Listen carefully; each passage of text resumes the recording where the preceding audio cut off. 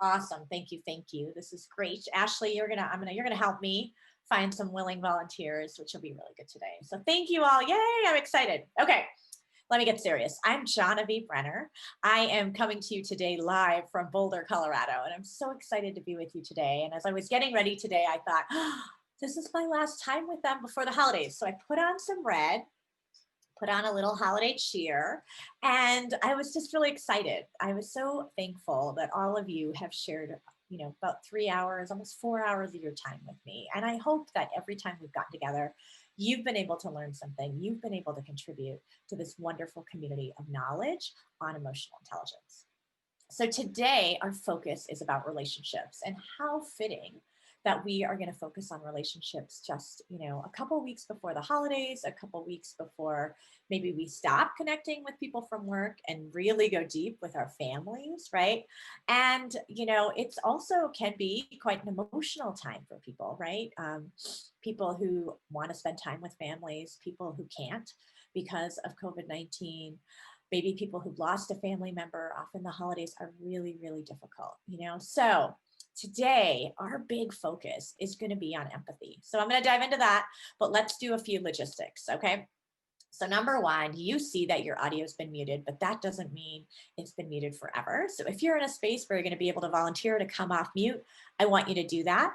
And so we'll have that later, that option. So we'd love you to join via the chat box and the Q&A box. So there's a Q&A box as well that Ashley is monitoring. I think there's a Q&A box. Is there a Q&A box, Ashley? It's just the chat. There's not a There's just the chat. Okay, yeah, just the chat. So if you have a question and the Q&A box is blowing up, maybe type the word question or put some stars next to it so we can make sure we catch it. I don't want to miss your question. So this is going to be an awesome day to jump in and ask questions. So feel free to repeat a question. Feel free to say, hey, what about Tina's question up there? We love that kind of community sourcing so that we get all these things answered. Feel free to use that chat box anytime you want to tell me your response, tell me what you're thinking or feeling. And then today, I really do want you to have maybe a piece of paper or maybe a laptop that you can, or something, you can write something down or type something in, because they're going to have some exercises where I need you to capture notes that probably go beyond your memory. So you might want to write it down, or you might want to just type a quick note. So if you can pull that together now as we get started, that would be amazing. Yay. Okay. Alrighty, my name is Jahnavi Brenner. I'm in Boulder, Colorado. I am a certified leadership coach, and I mostly work with clients one-on-one on improving their effectiveness as leaders in corporate settings. I'm also working on some group offerings, so we can do this kind of in a more kind of community approach. And I also do consulting in talent and culture. So I do work in employee engagement and diversity, equity and inclusion, talent development, team effectiveness, and more. I'm certified in the emotional intelligence quotient assessment, the EQI 2.0. And I've been doing quite a few presentations on emotional intelligence recently at local companies, your institution, of course, and really am excited to kind of share this with you today. My company is called The Vivid Leader, and my mission is to help leaders and organizations kind of create workplaces where leaders lead with ease and confidence, and all employees want to give their best work. So that's what I would love to help any organization do, and you do. So we're all leaders in all the work that we do, whether we manage people or not. We're usually leading something. And so for me to be able to support leaders in their work is honestly the best. It's just really fun. And so I love it. So I'm happy to be here with you today and share what I know. So here's what we're going to do today, our agenda. So we're going to focus on relationships, and really what we're going to do is focus on empathy. So we'll talk a bit about what empathy is and why it matters. And then we're going to learn some empathic skills, empathetic skills, empathic skills, and actually have an opportunity to practice. And so that's kind of where we're going to look for some volunteers who want to practice. And then finally, I'll talk a little bit about working with people with low emotional intelligence. I think this has been a question that's come up in the past where people say, well, what do I do if I'm working with this person and they have low EI, and how do I handle it? What do I do? So I've got some tips for you that I've picked up from some research, and I want to share that with you today. So If the agenda looks good to you, please give me a message in the chat. Okay, awesome. Already have some people jumping in. Thank you. Matthew saying his wife is an empath, not so much. And Linda saying low EI people, that sounds helpful. Good. All right, Yvonne is ready to go. Yes, love it. Okay. So what did we learn about emotional intelligence skills? What are some of the things we learned about emotional intelligence? Like way back when, those of you who were here in that first session, what did we learn about EI skills? Are they fixed or can they change? They can change. Yvonne says they can change. Okay, great. They can grow. Remember that picture of like that little seedling? Remember that picture of the guy in the gym, like working out? Yes, they can grow. Okay, so what I would love for you to do is to show up here today with that growth mindset of like, what am I going to take away? What's the new nugget for me that I want to take and apply in my life and in my relationships? And I would love for you to do that, to think about it at work, because right now, you know, honestly, more than ever, we need more empathy in organizations across the world. Everyone, our customers, our coworkers, our managers, our leaders, everyone around us is dealing with a lot right now, whether it's challenges in relationships with your kids or with your parents or with your relatives, whether it's conflict about you know, some rules in an organization or a community that we're a part of, whether it's the stress of the holidays, whether it is job security, uncertainty, right? Whether it's food insecurity. There's so much going on right now. So if we could all walk out of this hour and 15 minutes with, let's say 10, 15% more empathy for the persons that we see later today. Whoa, seriously. Okay, there's 149 people on the call. If we all showed up with 10% more empathy for the next 24 hours, like the world would honestly change. So that's my charge. Who's in? Who's in? 10% more empathy. Who can do this? All right, I'm seeing some hands raised. Yes, yes. Okay, awesome. Because when we show up with more empathy, the world will change. Okay, awesome. Okay, this is exciting. I just put that in there, Ashley. I didn't even think I was going to say that, but I just threw it out there. But I was just thinking about it, like, wow.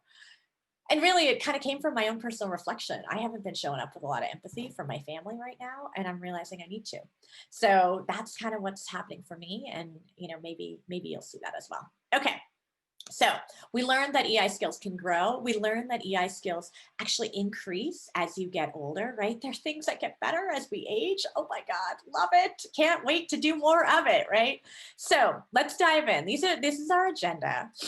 And then if we remember, these are the components of emotional intelligence, right? There's two pieces that are about ourselves. And those are self-awareness and self-management. And then there's two pieces that are about relating to others.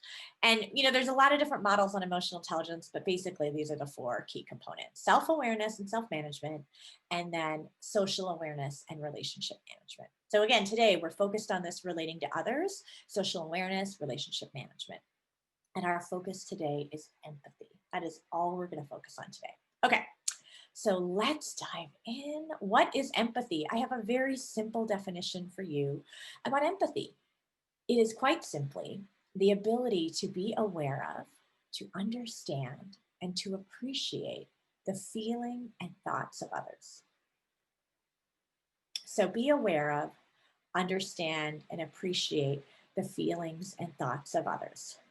And I had to dig a little bit to find this wonderful picture on Unsplash. And as I thought about it, I was like, gosh, are people even going to recognize what this is, right? And I'll just tell you, and I know some people do, but this is a radio, like back in the olden days, it's a radio. And when I was growing up, you had to tune in the radio station. You had to like turn this dial. Now, if you had to turn a dial when you were growing up, throw something in the chat to let me know that you used to turn a dial, whether it was at home on this big giant stereo, or it was in your car. There was like a dial you had to turn, and you had to just get it right. And yes, oh my God, I am old and I'm proud of it. So don't worry, Jennifer, we are all old together and it's all good. Yes, yes. Okay. So tuning in. So this idea of having empathy is all about tuning in to the feelings of others, right? Tuning in to thoughts of others. Yes. Okay, awesome. So you all have this image, or many of you have this image of tuning in. And I know my 9-year-old is going to be like, I don't know what you're talking about, mom, right? Like you just tell Alexa to play what you want, right? You don't have to tune into anything. You just get what you want, with a voice command. Oh my goodness, I gotta look at this JPEG. It's coming. It's coming. I'm excited. Okay. Awesome. Thank you all for sharing that with me. So empathy is about tuning in to others' feelings and thoughts. Okay, who remembers this wonderful cycle? I bring this back every time because seriously, this is like one of the key takeaways I want you all to have from this series. Who remembers this? This thoughts, feelings, action, connection. Yes, I'm seeing some hand raised. I'm seeing some people nodding. Thank you. Awesome. Okay, this is the core, right? So why do we want to understand the thoughts and feelings of other people? Okay, well, you tell me, why do we want to understand that? From what you see in the little graphic on the screen, what's the next thing that you could understand about someone if you understood their thoughts and you understood their feelings? Yes, exactly. You can understand their actions, right? Like, and isn't that amazing to really, really understand people's actions and their motivations and their fears? Yes. And when we do that, we can have better relationships with them, right? When we do that, we can have a deeper connection with them. And why do we care about deeper connection? It's because what I said in our very first workshop was work happens at the intersection of people. Work happens at the intersection of people. Joy happens usually at the intersection of people. Loss happens at the intersection of people. And so by having a deeper understanding of people and their thoughts and feelings and actions, and ourselves, of course, we then can experience more joy. We then can better understand loss, and we then can do better at our work. Okay, does that make sense to you? If it makes sense to you, give me a thumbs up, give me a high five in the chat, give me something, just show me something. And you can also use that reaction button. Oh, thank you, Nicholas. Yeah, I love it. Giving me some thumbs up. Okay, awesome. So I have talked with you before about Brene Brown. And so today I'm going to share with you a little video clip. So let's see how this works, because honestly, Brene is so darn talented. She says it best. So here we go.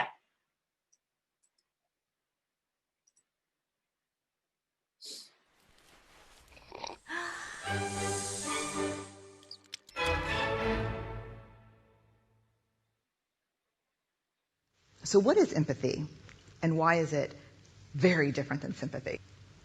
Empathy fuels connection. Sympathy drives disconnection. Empathy, it's very interesting. Teresa Wiseman is a nursing scholar who studied professions, very diverse professions where empathy is relevant, and came up with 4 qualities of empathy. Perspective taking, the ability to take the perspective of another person or recognize their perspective as their truth. Staying out of judgment, not easy when you enjoy it as much as most of us do. Recognizing emotion in other people and then communicating that. Empathy is feeling with people. And to me, I always think of empathy as this kind of sacred space when someone's kind of in a deep hole and they shout out from the bottom and they say, I'm stuck, it's dark, I'm overwhelmed. And then we look and we say, hey, you can climb down. I know what it's like down here, and you're not alone. Sympathy is, ooh, it's bad, no, you want a sandwich? Empathy is a choice, and it's a vulnerable choice, because in order to connect with you, I have to connect with something in myself that knows that feeling. Rarely, if ever, does an empathic response begin with at least. Yeah. And we do it all the time. Because you know what? Someone just shared something with us that's incredibly painful, and we're trying to silver lining it. I don't think that's a verb, but I'm using it as one. We're trying to put the silver lining around it. So, I had a miscarriage. Oh, at least you know you can get pregnant. I think my marriage is falling apart. At least you have a marriage. John's getting kicked out of school. At least Sarah is an A student. But one of the things we do sometimes in the face of very difficult conversations is we try to make things better. If I share something with you that's very difficult, I'd rather you say, I don't even know what to say right now. I'm just so glad you told me. Because the truth is, rarely can a response make something better. What makes something better is connection. All right, give me some response to that in the chat.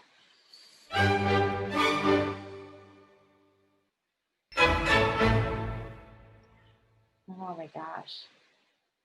She's so good. Isn't she so good? Oh, yeah. And then the animation was fabulous. And Cody tells me she saw this before. And I noticed there's a kid version that takes out the adult themes. Yeah, wonderful. Heather uses that to teach empathy. Good, good, good, good. Okay. Yeah, I came across that as I was putting work together. And I'm just like, oh my God, Brené's amazing. So again, I'm feeling a big cheer for her. She really called out the difference between sympathy and empathy, right? And often we get those confused, and often we also want to fix things from other people and for other people and kind of make it better or make it seem better. And she's like, that's not what we need. We need people to just feel with us, you know? And I love the graphic where it's like walking deep into the hole. And being with the other person. So let's just take a look here at what we've got in the chat. Great, we've got a little refreshing, allowing yourself to listen, allows both people to be open. Oh my gosh, someone just saw this yesterday in class, that's awesome. Ashley says it removes responsibility. So when you're being empathetic, you're not trying to find a solution or you're not trying to make it better for someone. It's just being connected and being with that person. Yeah, Ross, thank you. It hits on what's missing in the definition. It's about the intention behind what you do. Wonderful. Okay, Jim, you're disagreeing. That's awesome too. Disagree with the characterization of sympathy. Do not believe we need to draw such a stark contrast to understand empathy, devalue sympathy, which I think is a very bad idea. Okay, no worries. And sympathy is appropriate, right, in certain situations, and definitely something that we want to make sure we have that skill as well. Wonderful. Okay. Good, thank you. If any of you are in a leadership role, Simon Sinek also has a talk on empathy, which I think is this one, but we're not going to play it today. But I'll include it in the follow-up notes so that you can kind of click on that link and watch that if that's of interest and value to you. So let me ask you. Oh, here we go. Let me ask you to ponder this question about why empathy matters in your role at work. Okay, it totally makes sense. You've got a friend, she tells you she's got a miscarriage. Yeah, of course you want to show up and be empathetic in that moment. But let's ponder this thought about empathy at work, okay? And I'm going to share some information with you. And then I want you to jot down some ideas of what comes to you about your role, not like people at work in general, but like your job. Like, what do you do? I deal with customer service, or I'm an educator, or I'm whatever you guys do, okay? I wanna see your job title, and I wanna see kind of next to that, why does empathy matter in this job, in this role, in this capacity that you operate in? Wonderful, Deborah. Okay, so let me share with you a little bit about empathy. So a couple things that I kind of thought was, it solidifies your relationship with the other person. You can then feel a little bit more connected, closer to the other person. And with that understanding, you now can partner with them in a more effective way. And often when there's conflict or disagreement, being empathetic can shift the relationship from being adversarial to collaborative. So those are some kind of simple thoughts. And if you're in a role maybe where you're creating something for an end user, like maybe you're creating a program, or maybe you're creating a system, or maybe you're creating like an IT solution, you can take a tip from design firms. The first step that design firms use when they want to create something new and useful, and also consumer products companies. I used to work at Procter & Gamble right out of college. I was making toilet paper actually and facial tissue for Canadian consumers right out of college. My voice gets softer when I say that because I'm a little embarrassed, I'll just tell you. But, they paid me pretty good money and it was really fun and it was a good job. But we would do consumer interviews. We would go deep. And when I worked in China for Procter and Gamble, I would go to people's homes and watch them use our products and try to put myself in their shoes. So designers put themselves in the body and mind of the end user. And through that simulation, they're better able to innovate. And that's called empathic design. And those of you who might be familiar with design thinking are familiar with empathy interviews, which is how you begin most design thinking projects. So I don't know if you've heard of this company called Google. Does anyone know about Google? Okay.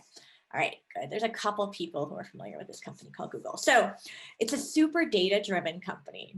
I appreciate the cheers. Thank you, and the laughter. Super data-driven company, right? And starting in 2012, Google ran an analysis called Project Aristotle. And the purpose of Project Aristotle was to understand what companies what was making their collaborative teams succeed and be so successful. And they really thought it was probably the talent of the people on the team. Like, oh, there's Tina, she's an expert in XYZ, or there's Jennifer, she has experience in doing Y and, Z. And then, oh gosh, there's Bobby, she's really good at this skill. And they thought it was all about the talent. But really, it was their interpersonal sensitivity, their ability to read each other, and it was the psychological safety the team was able to create among the group. And so if you're interested, Project Aristotle is the name of the effort.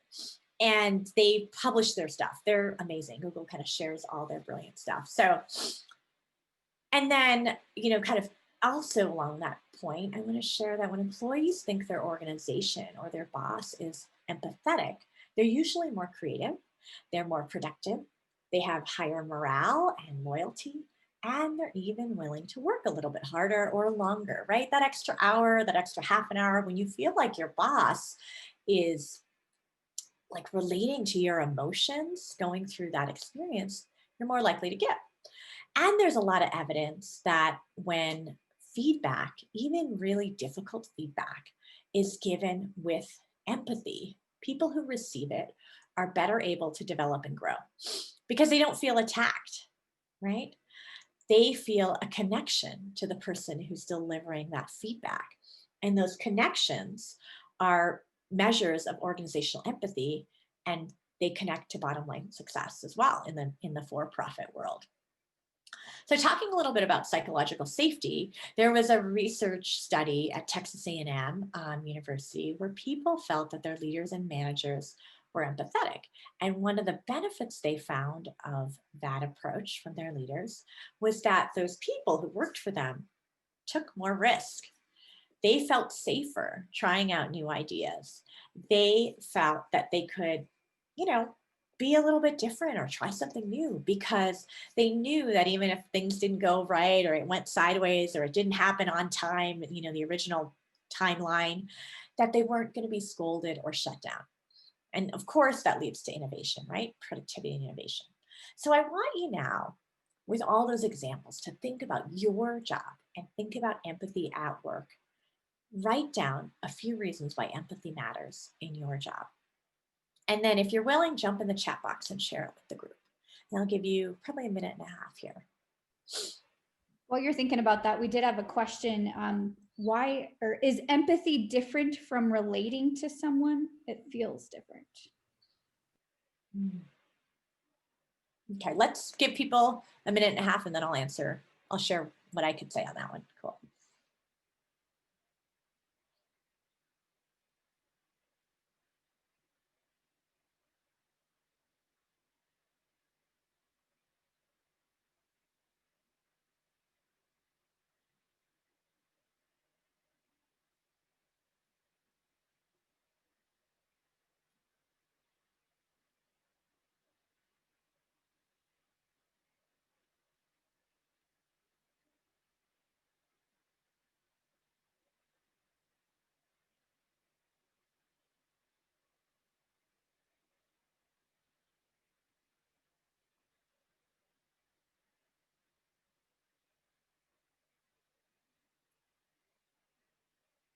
And if you've got yours, read what people have put in the chat. This is amazing. So I want you to be able to see that too.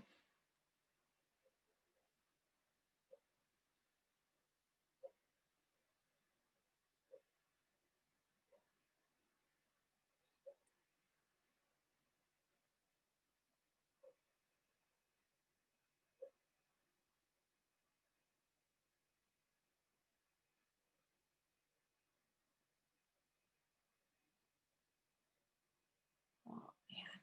Wow, this is a great, whew, yeah, a group that's really in touch with their customers, their clients. You know, reading about um, connecting with students, connecting, you know, I work in the financial aid office. You know, we can't always solve everything, but I can listen and I can really connect and be right there with that person. Yeah, and Anitra says work feels more transactional being remote, and empathy is trying for people right now. Yeah, but again, needed more than ever. Yeah. Yeah, people can't use technology. Oh my gosh, yeah, that's a tough one. You know, we've got to be empathetic to our colleagues, nursing students. I'm an accountant. You know, like, look at this. Everyone's seeing a value for empathy. Like, that's what I think is pretty amazing, right? So this is great. This is so good. Does everyone, you know, so if you've got your reasons, just jump in the chat and tell me a yes, right? Like, because this is, you know, this is your reason to be here today. This is your reason for giving this time to this workshop. It's your purpose. For the next 45 minutes that we're together, I want you to feel like it matters, you know, and it's not just, oh, it's a nice to have, like, this is a core of what I need to be doing in my job right now. So wonderful. We've got some people say, oh gosh, I can't, yeah, the chat's amazing. Ashley, I don't know. Hopefully we can pull the chat and save it because it's amazing. And honestly, reading the chat and hearing all these people in different roles have a reason to bring empathy into their work. Like, one, okay, that 10%, this is going to be amazing. The world is going to be amazing for the next 24 hours because of all of you. So I'm super psyched about that. Okay, wonderful. Okay, so the question was, what's the question again, Ashley? Sorry, thanks. Yeah, it was, is empathy different than being able to, I'm getting back up to it. Sorry. Yeah. So yeah, no, it's all good. Is empathy different from relating to someone? It feels. Yeah, I don't think they're that much different. I think empathy goes deeper, you know, and honestly, I'm not, you know, I don't know if I'm an expert on this. I don't know if I'm answering this best. So let's open it up. Like, other people, what do you guys think? Throw that in the chat, and anyone who wants to raise their hand and come off mute, just raise your hand in the participant box, and let's take a few comments from our brilliant audience. Right. Oh, may I speak, please? Yes, please. Can you introduce yourself? Yes, I'm trying to get my video to turn. Oh, there we go. Okay. Hi, my name is Samicha. I am a financial aid advisor at Front Range Boulder County campus. Okay. So I asked the question because with the empathy versus relating, like, sometimes I may feel empathy, but then when I try to relate it to, like, by saying it out loud, it feels kind of inauthentic or off. Like, so, like, they're distinct feelings, but I wonder how to relate to someone or let somebody know that I relate to them or that I empathize without sounding like it's not coming off genuine or something. So your question is about how to convey your empathy. Is that right? Yeah, sure. Mm-hmm. Okay. Yeah, and make sure it's authentic and it doesn't feel unnatural or doesn't feel. Tell me what you're worried about? How it feels to you or how it feels to them? I'm not sure. I don't know. I don't want to get deeper into it. Okay. Unless if it's personal for me. Yeah. Well, okay. Thank you so much, Samicha. That's such a great question, right? And especially as we're trying to flex new muscles and grow new muscles, right? It's going to feel uncomfortable for us, number one. Like, I don't really do this. I might think it, but I don't say it out loud. And it's amazing. And we're going to see this when we do our demo, when we have some volunteers. how when you express empathy for someone, it completely changes the temperature of the conversation. It changes the tone of the conversation. So let me give you a small example. Let's kind of take this example of like a parent and a child, and the child's in school, and the child, didn't study for a test, and like, the test's on Monday, it's Sunday night at 9 o'clock. And now like the kid's like stressing out, right? Like, crap, I didn't study all weekend. And the parent has a couple choices, right? They see the stress in the child. The child is, unhappy. They see the stress, and they could say things like, wow, should have spent your Saturday a little bit differently. Right. How much empathy is in that one? Not very much at all, right? And they could say things like, gosh, you seem really nervous about this, right? I'm sure it'll be fine. You're going to be great. Oh, you always ace your test. Don't worry about it. How much empathy is there? It's cheerleading for sure, right? But is it really empathy? Is it really connecting with that experience that that child is having in that moment on Sunday night? And then there could be the empathic response of, gosh, you seem really worried about this. Is there anything I can do to help? And just holding that space for that person, to say, yeah, I am really worried, or I should have done this, or I could have done that, or whatever the experience that this kid wants to share in that moment.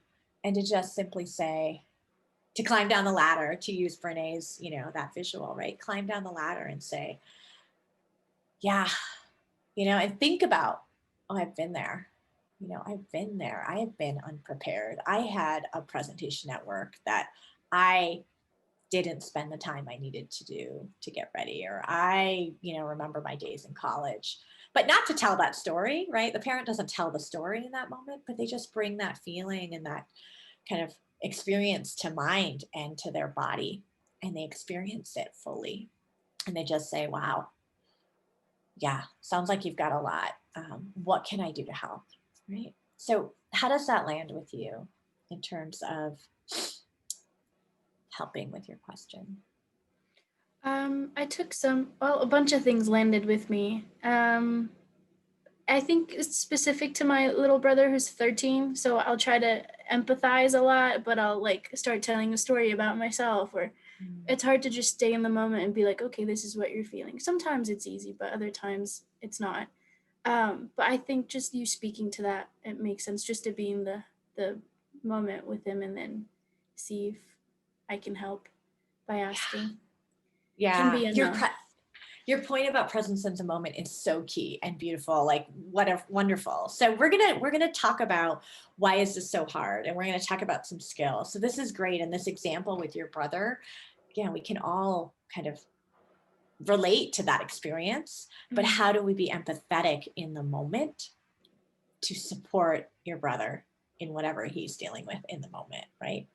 So thank you so much for sharing that with us and coming off mute and kind of just helping us with that. Let's take a look at the chat and see what this has been blowing up over here. So I want to just make sure I'm catching all this. And Ashley, maybe you could help me a little bit. So we had one question, and I think we had one other person raise their hand. So one question, okay. Where do you draw the line between empathy and productivity with team members? Oh, this is such a good one. So I rewatched the Simon Sinek today, and he said, he didn't say this, but basically my takeaway was, if you don't have empathy, you're not going to get any productivity from your team members, because you have to understand what's going on for them, right? You have to understand it and then try to support them and help them. And I guess as an HR leader, I would often connect with managers who were having performance problems with their employees. And the first thing I would ask the manager is this kind of typical behavior for Tina? And they'd say, no, like everything's been great, or, Tina's pretty good. And then I would ask, what's going on for her? Have you tried to find that out? If this is atypical behavior, have you tried to find it out? And that requires empathy, right? The manager has to go in and kind of dig a little bit. What's going on for you? This is not typical.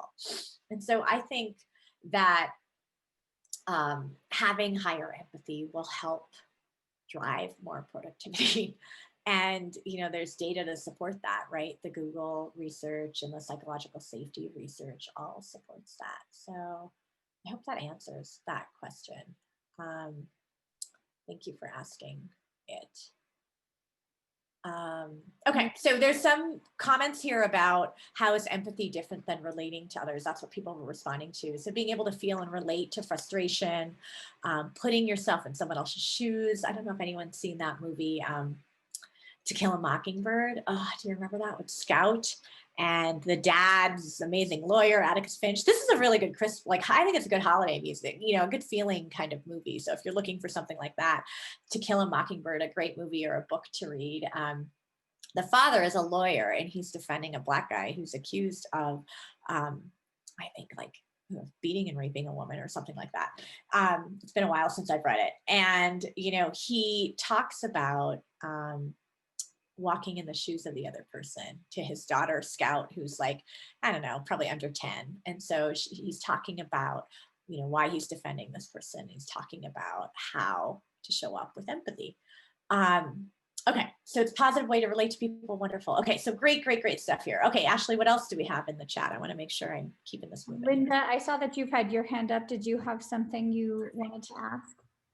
Oh, I was just going to add, and several people have mentioned it in the chat, that I think there's a difference between relating to the person's emotion and relating to the specific circumstance, because when it doesn't feel empathetic to me is when the person starts telling their story, just like you mentioned, Jahnavi. Oh yeah, I had that happen to me, and blah blah blah blah.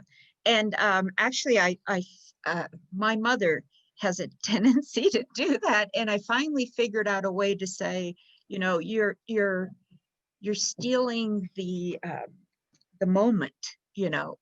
In other words, instead of letting me tell about my situation and encouraging, showing empathy, we're off to her situation, stealing the agenda. That's what I call it.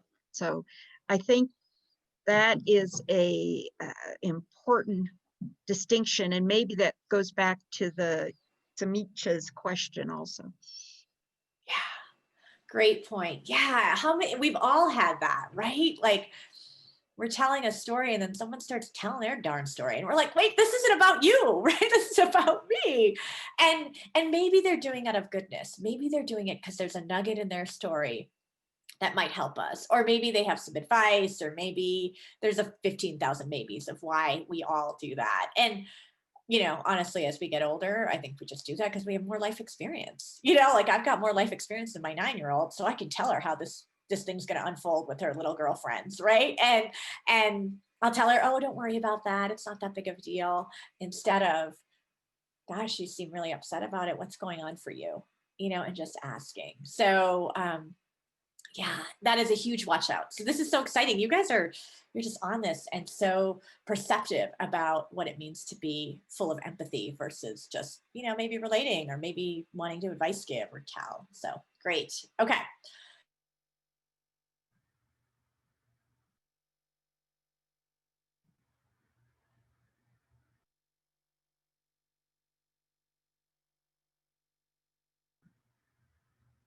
Jahnavi froze up on my end. Is anybody else having this same issue? Yes, I thought it was my internet actually. Okay, glad. I was like, wait, oh my gosh, what happened? Okay. Am I back? You're back. Great. Okay. Sorry. Okay. Wonderful. Well, I was just repeating Linda's point. So, and then noticing in the chat that people had admitted to being like a teller, right? When someone's got an emotional situation. So wonderful. Yeah, it's all about listening. Okay. All right. So I'm going to move forward. So now you've all got the reasons why you're here, what's important. Okay. And then we've got some questions from Beatrice on how we can show genuine empathy. And I think that's fabulous. So we're going to take that forward. That's the cue to move forward. So how do I do this? It's so darn important, right? I've been in situations where people have not had empathy for me. I've outlined in my job why it matters now. So what does it take? So it's quite simple. I'm just going to keep it really simple because that's better. You want to identify the feeling and the why behind the feeling. That's it. Okay.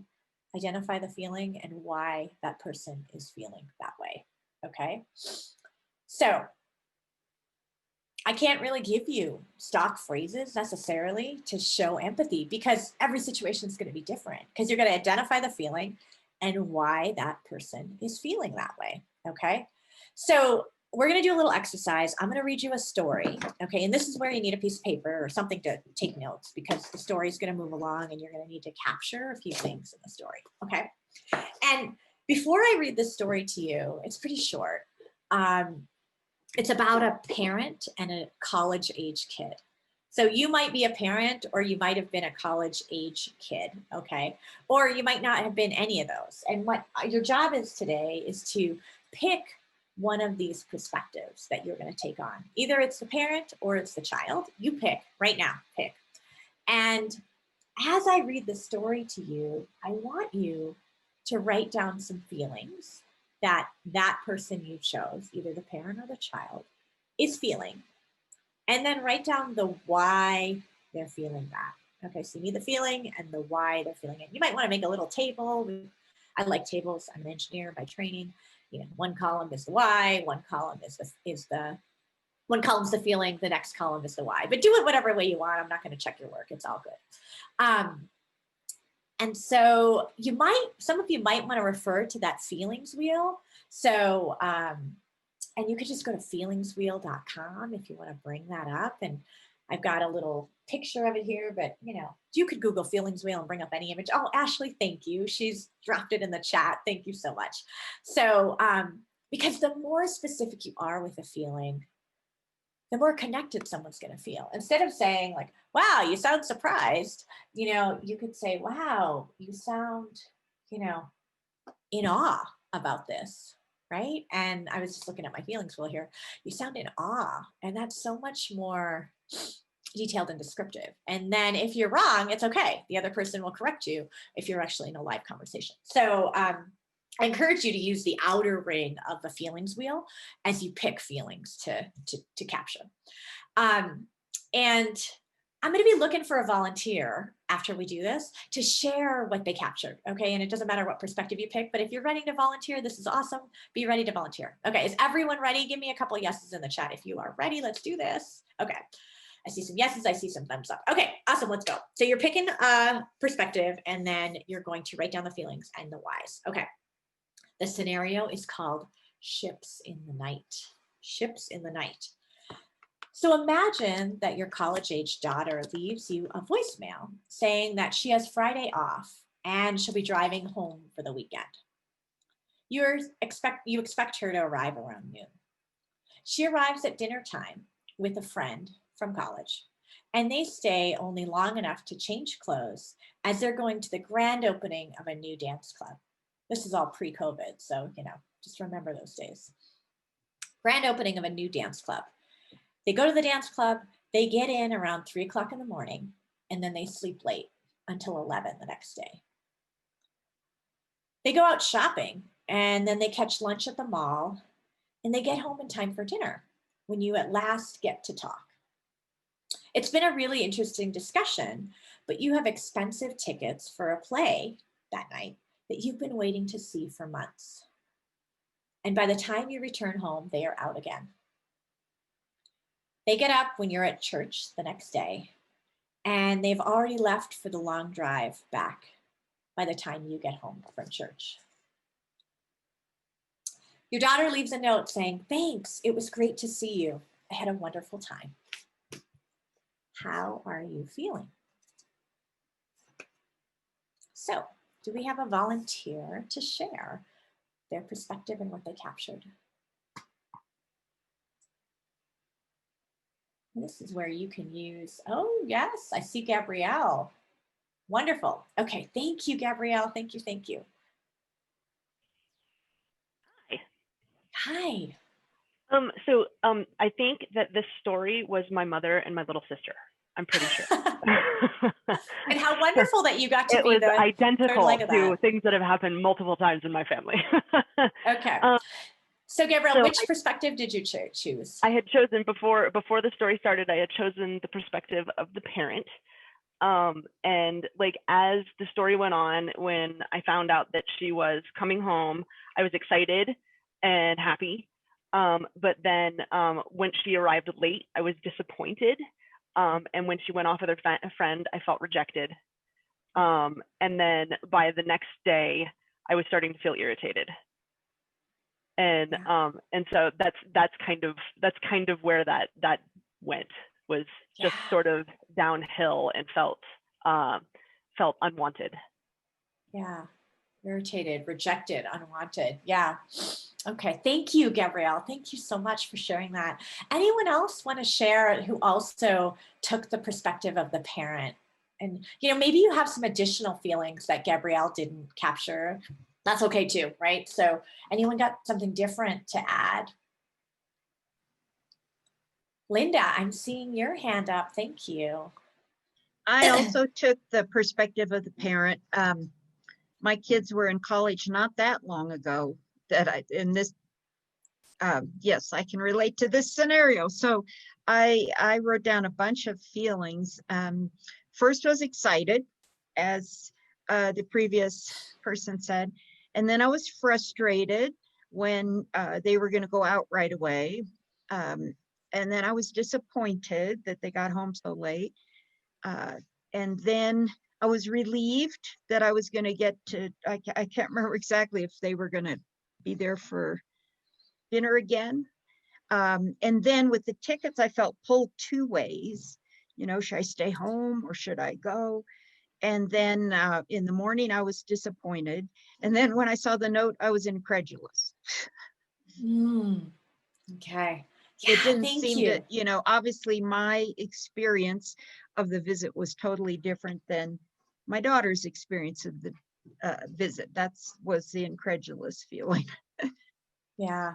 Yeah. Thank you so much, Linda. Yeah. So valuable, right? So we've got Gabrielle who gave us some of the feelings and the whys, and Linda gave us some feelings and whys. And then I'm looking in the chat, and we've got a couple people who felt, who captured other things too, disrespected and excluded. And then Rose captured hurt.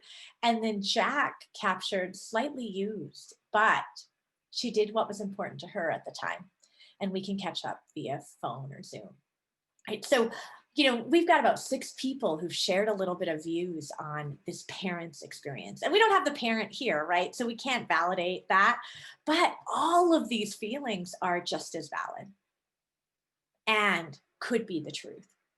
And that's what I think is so wonderful about taking the perspective of other people, is that actually there's multiple ways you could take that perspective, and there's multiple options of their feelings, and those all could be valid. And we don't know unless we ask, and we don't know unless we check. But you can see how big and varied it gets when we have some conversations about it. And so, you know, the idea of connecting with a friend and getting a little empathy from a friend, your friends usually kind of help you understand that and unpack it a little bit. So it's really important to have an empathetic kind of listener. So, and I think the same thing would have happened if we took the perspective of the child, right? She's here, you know, want to show her friend the town, want to experience a few other things, etc. So there's some needs and desires that she had. Wonderful. So thank you so much for sharing this in the chat, and both Linda and Gabrielle for kind of coming on and sharing what they captured in the exercise. Okay. So now I want to ask you a challenging question. Who would like to volunteer to practice? Well, actually, no, sorry, we're not going to do that yet. We're going to first talk about, sorry, I'm kind of advancing myself here. So first, our next step actually is going to talk about what makes it so hard, okay? So what makes being empathetic really challenging for you? So let's put some thoughts in the chat. Why is it so hard to be empathetic? At work, at home, why is it hard?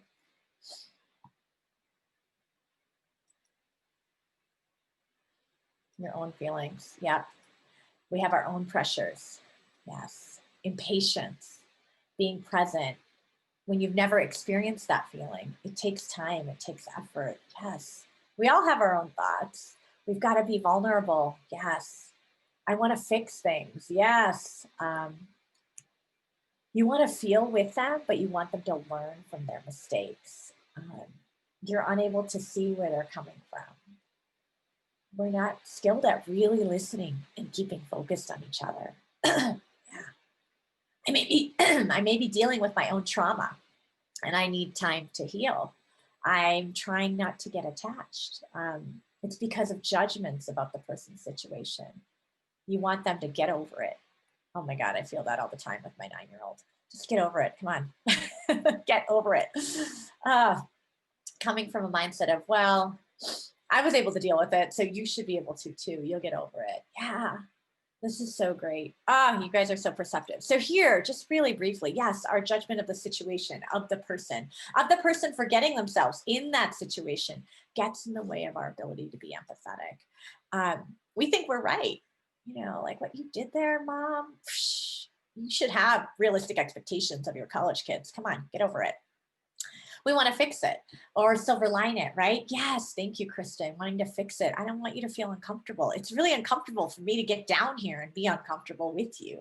It's kind of icky and gross and I don't feel good here. So how do we get out of this fast?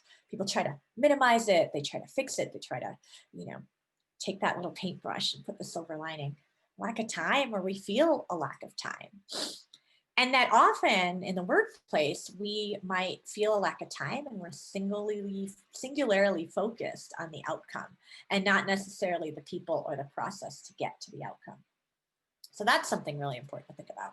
And then putting our own emotions on hold and being willing to be vulnerable. So those are exactly it, right? This is why it's so hard. Okay, so now, okay, here's the challenge. We've talked about why it's hard. We've gone through a group experience of picking out emotions to a story. Who's willing to practice their empathetic listening skills? Okay, and I wanted to put you all in breakout rooms and kind of force you to practice. And Ashley was like, no, honey, that doesn't work in our culture. So I'm looking for a volunteer. I'm looking for a volunteer who wants to practice, okay? And what you'll be doing is you're practicing. Christina, you're it. Awesome. Okay. Yes, thank you. This is so great. I love your, I'm doing it, I'm going in. Because honestly, you're going to be better after this conversation today than, you could have been just listening. So this is great. Okay, so Christina, we are going to hook you up and hopefully you're off camera. And Ashley, maybe you can find her and pin her video. That would be awesome. Christina Moss. Okay, so I want to give you some tips before you start. Thank you. So the key points to remember, right, is that you're not going to solve it, you're not going to judge, and you're not going to compare. Okay, and then actually the other thing we need is someone to tell a story. So I want someone to volunteer, like, I've got something that's causing a little discomfort at work for me. And so we need a volunteer for that. So who's willing to kind of share their story a little bit with Christina in this wonderful fishbowl we have of a wonderful community. And so if someone could raise their hand or type in the chat if they're willing to share a story, that would be great. And as we do that, looking for a volunteer, I'm going to show this stuff with Christina and you can all listen. Okay, so don't solve, judge, or compare. Okay, you're just listening. So you're listening for the feeling and the why behind the feeling, okay? And then you're just going to repeat it back to the person and say, gosh, it sounds like you're feeling blank because of blank, right? You're feeling X because of Y. It's super simple. And then just check, like, it sounds like it, but I might not be right. What do you think? What are you really feeling? And then if you find yourself stuck and you just don't get it, and you're like, I don't understand this perspective at all, ask some open-ended questions. Try to avoid the why questions. Why questions always make us feel like we're being interrogated. And so use questions like, what are you thinking? How do you feel about that? What do you wish could happen? And what were you expecting? So we're getting at thoughts and feelings, desires, and expectations. Okay. So do we have a volunteer who wants to get some empathy today? Anyone want some empathy? Or just want a listening ear? Trish, I see you smiling. You look like you might say yes. No. We got a okay, that's cool. What do you have? Coral. Oh, wonderful. Okay, so Coral, you're going to tell our story, and thank you so much. And everyone, come on, give a safe space to Coral. And if you know her, or if you don't know her, just respect her privacy in the moment, in this environment that we're in. And then Christina is going to be our listener. So I'm going to stop sharing. And then are you both ready? Yes. I don't know, it's a big story, but this is something I've been struggling with for the last few weeks as a teacher. I'm teaching some online classes and now synchronous classes, right? Because we're not meeting in person. And I know there's so much going on with COVID and it's a stress. And so what I've found these last few weeks, because it's finals week now, is I've had multiple students reach out and they're like, I'm so sorry. I know I haven't, I don't know, turned anything in for 3 months now, but there's a week left in class and I'm, well, It's all okay. but, you know, it's like this and this and this happened. Can you please let me turn in all my stuff late? And I want to have empathy because I know it's a challenge right now. But then I'm sitting here like I'm teaching my first grader. Yeah, of course, they've been completely silent until I start talking. That's how it goes. You know, so I feel like I want to be empathetic because I know what's going on in my own house, but I'm still grading things on time. And so that's been a struggle, is how do I give empathy to them, but at the same time, like really know, like, is this something I should be empathetic, or are you taking advantage of my kindness in the situation? And I hope that's a good story, but that's where I'm kind of been at this last week. And that's a big thing I've been struggling with. I have a lot of students doing that. So there's my story. Yeah, Christina, jump in. Like, let's pretend you guys are having this conversation. Okay, we just happen to be watching. So you're in this conversation with Coral. Go. Sure. So Coral, I hear that you're really stressed because you don't know how to take the students. Like, do you let them turn in their late work? Is it for reasons that they were homeschooling their children, or did they were just lazy and took advantage of the time that they had being home because of the way classes are going? So you're struggling with, what do I do? Do I tell these students that they can turn in their late work, or sympathize because I'm going through a similar situation with them and maybe grade their late assignments? Is that what I hear that you're saying? Oh yeah, that's exactly it. And I feel like, of course, if you do one for one person, you have to be consistent, right? I can't give one student a break and grade their essay 5 weeks late and not give the same to the others. But you're right, that's exactly how I'm feeling. And I like the chats over there that we're all kind of dealing with the same thing. I would take into consideration the new times that we're in, and give the students the benefit of the doubt. At least the student is trying. Hey, Christina, Yeah. Don't give her any advice. Oh. Connect to her feeling and just explain why she's feeling that way. She said something about giving an exception to one person. What's the feeling there? What's the why behind that feeling? The why behind feeling, about giving one person, if you treat one person one way, you got to do it the same for everybody, right? So why would she feel that she's got, let me go back. I'm starting to panic here. Sorry. Don't panic. We're friendlies. Don't worry, honey. You're doing great. So why would you feel that if you let one person turn it in, then you have to let everybody turn it in at the same time? And is that fair to the students that turned it in, that are continuing to do the work at the same time? Why do you feel that way? What makes you think that there's an advantage over disadvantage of that? Sorry, I'm really starting to panic here. No, that's a good question, because I feel like what you said, like if, you know, the students who have been on top of it all semester, you know, they deserve to get the grade for what they do. And I don't want them to feel like, well, hey, I did all my work all the time and now you're letting all these other people do this late, or however. I'm sure they communicate somehow, I don't know.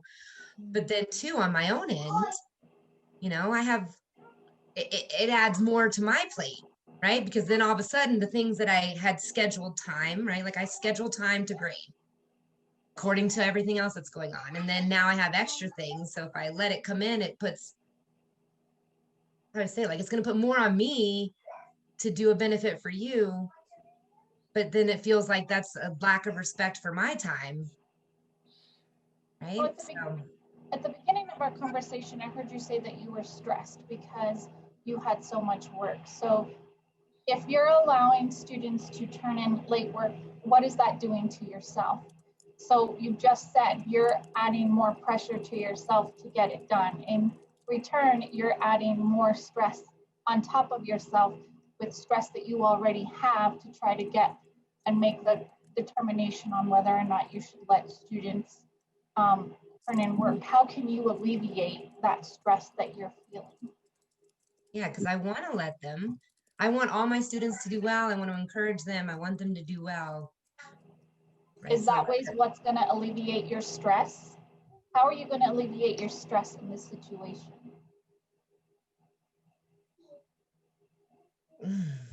That I don't know. I Tough. think Yeah. I'd almost feel more stress if I had to give a bunch of students Fs than I would taking the time to grade their quality work, right? Not just something they threw together, but I might feel more stressed if I have to give out 6 Fs, because I do feel that right now. And I've been reaching out like, hey, turn something in so you can get a grade.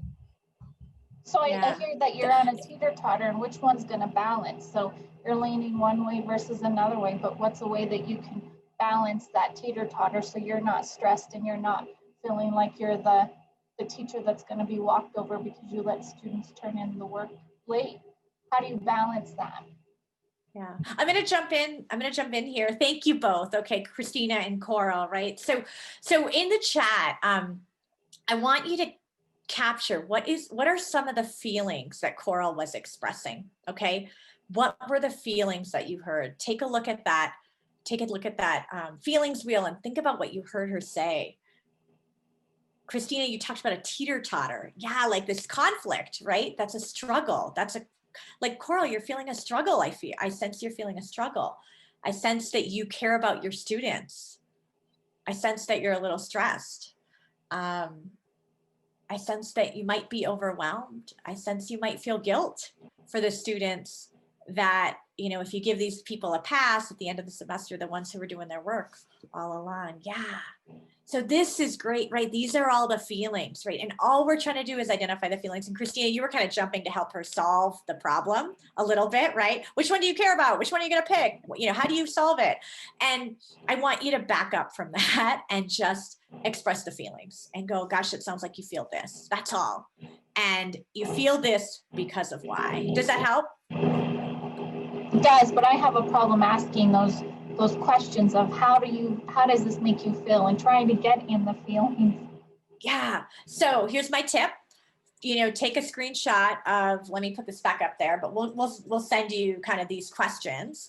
Have those questions at the ready, because if we don't have these questions at the ready, am I presenting? I don't know if I'm sharing. I think I'm not. If we don't have these questions at the ready, we will try to solve the problem for our friends and our colleagues. And they don't need our advice. They don't need us to solve it. They want empathy in the moment. Okay. So the questions are simply, what are you feeling right now? Gosh, yeah, it sounds like you're feeling that because of this. And how do you feel about it? What are you thinking? What do you wish could happen? What were you expecting? You know, and you got to ask the what were you expecting kind of you got to watch your tone on that one. Like, what were you expecting when you didn't study for your exam and it's Sunday night and, you know, you're stressed out? Well, no crap, you're going to be stressed out, right? So, okay. So thank you both for volunteering. I really, really appreciate that. You're demonstrating like how challenging this is, right? And how challenging it is to stay focused on the feeling, how challenging it is to stay in the moment with our person who's sharing a story. Okay, so something's happening in the chat here. Ashley, can you help me interpret what's going on? Do we have some questions or? A lot of people were just adding their thoughts along the way of some suggestions and some of the things that they were feeling. Yeah. Well, no specific questions as of now. Great. Okay. And Pam kind of raised, are they looking for empathy or are they looking for a solution? And if we're trying to deliver empathy, we're going to stop solving it, right? Stop solving it and just give empathy.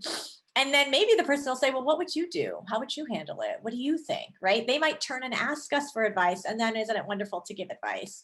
Or we could ask them.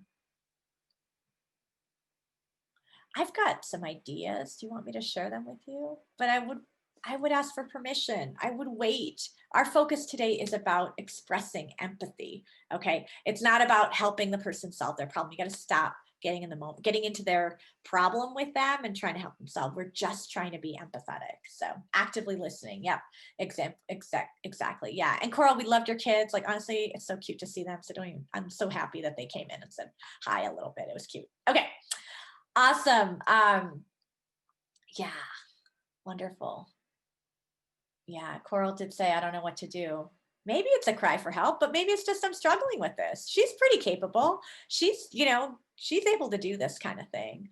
And, we could just ask her, well, what, just, we're right now, we're just focused on expressing empathy and not always solving. And I guess that's kind of where I want you to think about being and sitting there in that space about being empathetic, right? Picture that graphic, that animation from Brene where that person's just sitting there and I've got the rain cloud over me. I am not trying to solve it. I've got that rain cloud on top of my head, just like you. And I'm just with you.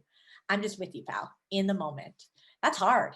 That's hard to do. And really, really, just sit with that person in that moment and in that situation, a little bit of a conflict, right? She's, she'll solve that. She'll be able to solve that. She's very capable. She'll be able to solve it. And all we're trying to do is sit with her in that conflict, in that conflicted feeling she's having about respecting the students who've been doing the work, supporting the students who are dealing with COVID and all the other things that are happening, managing her own personal workload and how this is going to affect her life too and shift all sorts of things that she was expecting to do. Those are all the feelings that we want to make sure that we want to convey back to her so she understands that we heard her. Okay. So we're gonna kind of jump over this and just talk briefly about what is not empathy. Okay. Because I think it's important to define what it's not. It's not just being nice. It's not sympathy, right? We've defined that back in the beginning. It's not silver lining it, and it doesn't have to be agreement. So whatever position Coral has, whatever conflict she was feeling about the students who are keeping on time with the work and the students who were asking for extensions, we don't have to agree with either of those students. We don't have to agree with Coral. We just have to sit with her in the feelings she's having. And that often gets in the way because sometimes we're like, oh, Coral, I would have handled this differently. You should have sent them 15 reminders during the semester, Coral. I can't believe you didn't do that, right? Like, we're not agreeing with her approach. We're not agreeing with her, and maybe she did that. Like, we don't even know, but we think it has to be agreement, and it doesn't. It can just be sitting with your person. And the example I want to bring is like, my kid, she's 9 years old. Every time we ask her to do work around the house, like set the table or whatever, she gets injured. Oh my God, I can't even believe I'm using air quotes. Actually, I feel so embarrassed, but there's an injury that happens and I have no empathy for her because I'm like, just set the gosh darn table. Okay. It's 3 plates, it's 3 knives, just get it on the table. And she's like, oh my leg, oh my leg, oh my leg. Right. And I don't want to agree with that. My instinct is to ignore the crap out of that, tell her to get over it, just, buck up and get it done. It's not helping me build a relationship with my child. It's not helping me help her get the work done, the job done, right? And I think it's efficient, this kind of counterproductive behavior. So you don't have to agree with it. And so I think what I'm seeing in the chat is people are seeing I don't have to solve it and I don't have to agree with it. And I have to be uncomfortable. Exactly. If it's discomfort that they're sharing. Yes. Those might be kind of the three key takeaways for today here. So what questions does anyone have? Let's take a few questions if we have a couple minutes, and then I want to jump to working with others with low IQ. We had a couple other questions earlier. One was, how do you communicate when you need more empathy from a partner? Gosh, what could we say? Type in the chat if you've ever done that. What have you said to someone when you need more empathy? I've said something, but I'm sure you've all said something. What have you said when you needed empathy from someone? Put it in the chat. And maybe you need to practice saying this to people in your life. So put something in the chat. Oh, I need you to treat me like I treat you. Just be straightforward and let them know how you're feeling. You have to be willing to share your need. Be open and honest. Can you please listen to me? Yeah. You know what I might say if someone's solving things for me is say, you know what, I don't need you to solve this for me. I just need you to hear me. I don't know if that lands for you, but I wouldn't use the label empathy. I would get more specific about what I need them to do, right? I just want you to listen. I just want you to sit here in my feelings with me, which sounds really kind of creepy, but it's actually quite effective. When you say to someone, I want you to sit in here with my feelings. Wow. I want you to hear my feelings. They're like, okay, I'm going to try to hear your feelings. And now I'm uncomfortable too, but let's give it a shot. Yeah. Can you put yourself in my shoes? Yeah. Hopefully that helps. What other questions do we have? They don't have to agree. They just need to listen. Yeah. I just want to vent. These are great. Okay. Anything else, Ashley? Yeah, the other one was, how do you deal with team members who have low levels of empathy, who like to then hand off their difficult students to the coworkers who do have high empathy? So kind of pass it along because, oh, you're good at that. Here you go. I'm going to give it to you. Oh, wow. That's a good one. Okay. I want people in the chat to dive into this too, but I guess, so in the chat box, if you've got some solutions here, dive in and type them in. Because we're crowdsourcing all of this. This is awesome. My thought would be to think about, what's the opportunity for this person? Okay, so Ashley, let's pretend you're handing off this, challenging situation to me, Jahnavi, because you think I can handle it. Well, what's the opportunity that Ashley's missing? Ashley won't connect with the student any closer, right? Ashley won't be able to understand the student any deeper. And Ashley having that knowledge, having those skills and having the opportunity to practice is really important because it'll strengthen her to do whatever she does at the institution. So I would think about kind of the missed opportunity, and then I would probably say that to Ashley and go, hey, I think this is a really wonderful opportunity for you to get closer to student Bob. And it sounds like they really need your help, and I'm willing to help you, Ashley, but I don't want to get in between the connection that the two of you have. I don't know if that works, but I can coach you, Ashley. I can make some suggestions. I can tell you to ask some open-ended questions and not ask why about the student. Yeah, perfect. And then maybe even digging in on what's Ashley's hesitation to dive into this. What's holding you back from just taking this one? Yeah, someone brought up, what if Ashley would do more harm than good at that point? Yeah, well, that's a judgment call for sure. Absolutely. But, we've all been in situations where we do the work for other people and they never learn to do the damn work. So I'm going to say that with, like we step in, we solve, we fix, we're better at it. So we do it. And the person never learns how to do it. So if they're 30 seconds from retirement, if they're, 30 seconds from their last day on the earth, then maybe it's not worth it. But if they're not, it's probably worth it, right? And the first time you try, just like today with Christina, right? She just jumped in and she did it. And she's like, I'm going in here. The first time you try, it's not going to be perfect. It's not going to be great. But the first time you try is going to be the second time is going to be better, right? The second time, the third time, the fourth time, the fifth time. So perfect. Okay. Anything else? One more row said, what if the person is irate, attacking, and because you listened and allow them to vent, they assume that bad behavior is okayed and can be denied? Yeah. So I think that key is about, like if they're attacking, like, so a couple phrases come to mind about how to show up in that way with empathy is to say things like, wow, you sound really angry. And it sounds like you're angry because of XYZ. And so you're distancing yourself a little bit from the situation, right? But you're saying, it sounds like you're angry. Yeah. And you're angry because of XYZ. And, just again, being empathetic in the moment. People who are angry want empathy too. Like how many times have you called a customer service line and been annoyed by getting hung up on or transferred to 15 different departments? And then the person you finally talk to, you're just like, oh my freaking God, I can't believe it. And you better fix my problem in 30 seconds or less, and we're angry. And I've been that girl and I tend to be really nice to strangers. But I've been that person and I'm realizing like, yeah, I might need a vent. And then someone says, gosh, I say, gosh, I've been transferred 15 times and hung up on 3 times. And they say, that must be really frustrating. And then I just go, you're right. It was frustrating, but now you're here and you're going to help me. Like I changed my point of view because I got acknowledged. My anger got acknowledged, and that's so important. So Nicholas drops in, addressing and normalizing the anger lessens it. Yes, exactly. Thank you for putting that so eloquently. Wonderful. Okay. All right. I am going to jump ahead. I know we've got a question here, but I'm going to jump ahead to this last bit of content about working with others with low EQ, and then maybe we can jump back to Gabrielle's question. Is that okay, Ashley? Okay, perfect. Okay, so some of us feel like we are working in places with people with low EQ. And so they might show up on a team project. It might be our boss. It might even be a friend of ours, in our personal life, or maybe our partner.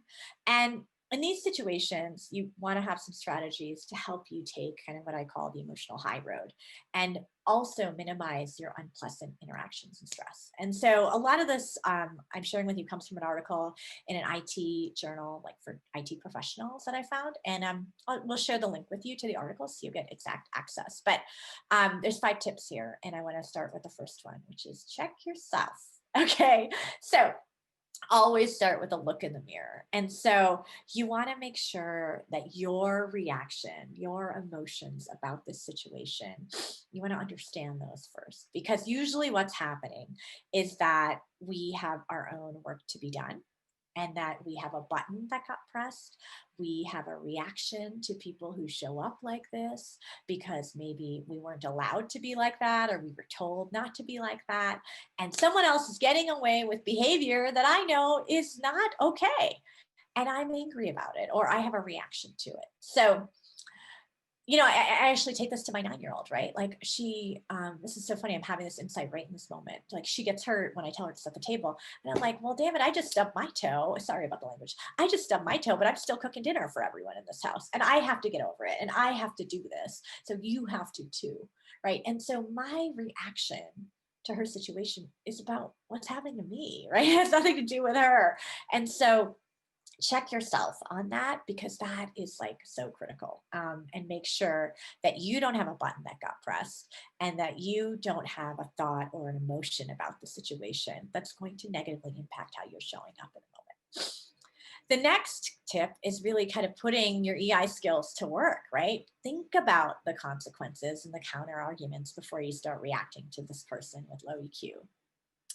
Ask, and really, when we talked about the first time we met, we talked about crucial conversations, and we talked a little bit about assertiveness style and understanding your style under stress. And for those of you who might have looked at crucial conversations, your style under stress, as you think about speaking up, avoid that fool's choice of it's either the relationship or it's the outcome. I can't have both. And you absolutely can have both. And you can have both if you show up with empathy, right? We talked about how when people get feedback, even if it's really difficult feedback, when it's delivered with empathy, they are more willing to take that feedback and go forward with it versus reject it and continue to behave in the way that, isn't producing good outcomes for them. So focus, use your own EI skills. And honestly, empathy is really, really key here. Seek to understand, right? Asking questions, don't assume you know why the person's behaving that way, but perhaps it's like a question like, it seems like this situation's really bothering me, or it seems like you're really irritated about this. What's going on for you? So again, not asking why, try to avoid the why, because it's an interrogation. Why do you feel that way? Why is that happening? And because it's like making them think there's something missing and making them feel like they're in the wrong. Just ask, what's going on for you? And then if you're in a situation where you do need to give feedback, keep it constructive and specific, right? So maybe it's, during the meeting, you interrupted me 4 times, and this is how I felt about it, right? Don't put labels on the other person. You're just rude and overbearing. Don't label them. Just talk about the behavior specifically and the impact it had on you. And then maybe ask a question. Can you help me understand what's going on? Right? Just seek some information to create some dialogue. And then with that question, you'll be able to understand things from their perspective. Well, we were running out of time. I had to hurry up and finish the conversation. I knew where you were going. Oh, okay. So I get it. You feel like we were running out of time and that we had to kind of keep it moving. Okay. Okay, well, do you understand how I feel when you interrupt me? I want to make sure you get that too, right? So there's just a way of having dialogue. And then finally, you might have to maintain your emotional distance. If it's really, really toxic, if it's really, really horrible. And honestly, I would encourage you, especially if it's at work, talk to an HR person about this, because I've been in HR and we want to support our employees to not have these kind of toxic situations. Maintain that difference, that distance. And, you know, honestly, that's a self-preservation tactic. And then remember that someone else's behavior is more about them than it is about you. And people talk about a Q-tip, which is quit taking it personally. Q-tip, quit taking it personally. It's about them. It's not necessarily about you. Okay. Thank you so much. I'm going to jump into the few key takeaways and then we'll go back to the questions. Okay. So empathy is a gateway to connecting with others and having collaborative relationships. The more empathy you show up, and we all committed to showing up with 10% more empathy for the next 24 hours. So that's my challenge, 10% more empathy, right? Slow it down. Ask some questions. Don't judge. Don't solve. You told me how hard it was. You told me how hard it is to not to fix something for other people. And that's so beautiful of you, but it also keeps us from being empathetic. So slow it down, don't judge, listen deeply, okay? Listen deeply. Identify the feeling and why the person is feeling that way and just say it back to them. Sounds like you're feeling conflicted. It sounds like you're feeling worried. It sounds like you're feeling da-da-da, right? Because of blah, blah, blah. Practice, okay? You gotta grow this muscle. You can grow this muscle. We all know it's positive. And then if you wanna hang out with me further, connect with me on LinkedIn. I love it when I see people from the community college community join with me on LinkedIn. So I appreciate you doing that. I tend to promote articles that are on these types of topics and other aspects of leadership. So thank you, thank you, thank you. Ashley, I'm gonna give it back to you.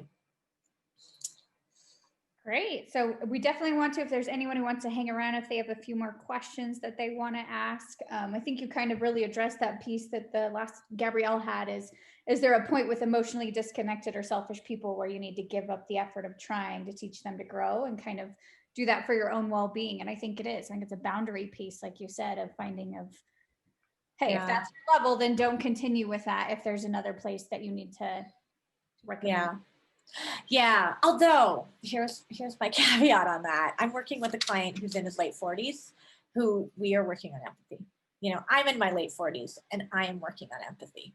So you may think someone's a lost cause, but we all have the opportunity to learn and grow. We all have very long lives to live and we have so many people that we touch and impact. So I don't know if I'd want you to give up, but yeah. I don't know. That's all I would say. I don't want you to give up. All right. Wonderful. A lot of great messages in the chat. If you have to go, please go ahead and go. Thank you so much. Please go forth with 10% more empathy in the next 24 hours and make this world amazing. Go do it. You can do it. Yeah. Anyone else? Feel free to put your question in the chat or come off of mute and ask your question verbally. Otherwise, again, this is the last time we meet before the end of the year. So we'll reconnect back up at the end of January. I can't believe it. We're over halfway through the series. Yeah. And I so appreciate everyone contributing in the chat and coming off of mute and getting on camera. Like, I feel like we're getting to know each other a little bit more and it's getting a little more comfortable. So thank you for that. That makes my job so much more fun. So thank you.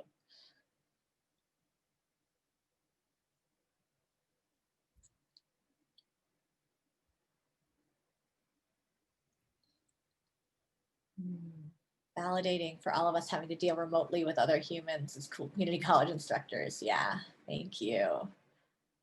Wonderful, thank you.